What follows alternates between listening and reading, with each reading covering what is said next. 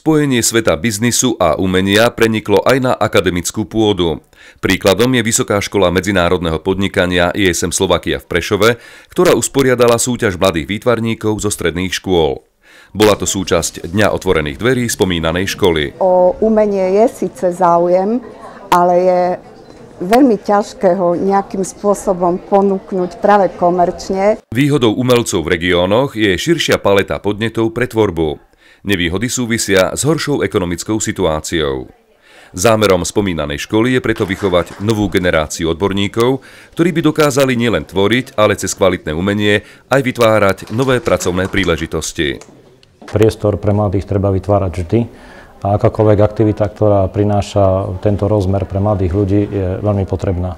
Medzinárodný obchod z pohľadu umenia, ale tiež etiky či sociálnych služieb môže byť cestou aj na pozdvihnutie celého regiónu východného Slovenska. Vysoká škola ISM v Prešove v tomto rámci ponúka bakalársky i magisterský stupeň štúdia s prepojením najmä na nemecké International School of Management. Snáď táto škola by mala šance prepojiť vlastne duchovno a obchod.